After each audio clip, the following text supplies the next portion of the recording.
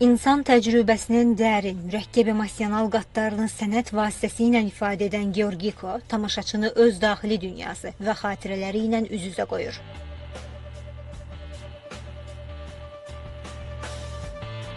Yalnız sənət layihəsi deyil, həm də sevgi və birgə yaradıcılığın töhfəsi olan Georgiko, iki sənətkarın zəngin təcrübəsini birləşdirərək yeni bir kainat yaradır.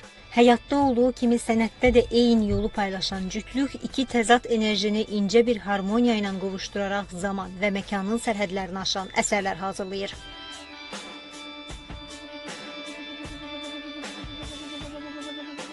Darren'ın küçə mədəniyyətindən gələn sərt enerjisi və Trisha'nın uşaq dünyasını əks etdirən nağılvari tərzi ilə Georgiko iki müxtəlif baxış bucağının gözəlliklərini və çatışmazlıqlarını ifadə edir.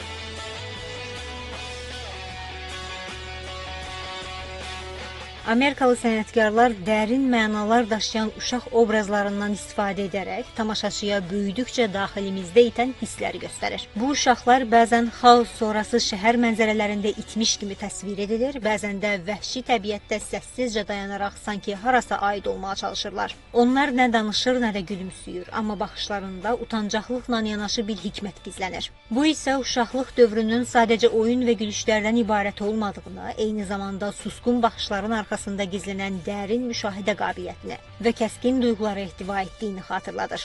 Əsərlərdəki obrazlar sussa da gözləri danışır. Qorxu, sevinç, qərarsızlıq və ümid haqqında. Arzu Yusif, Sevgi Əlizadə, Mədəniyyət Xəbərləri.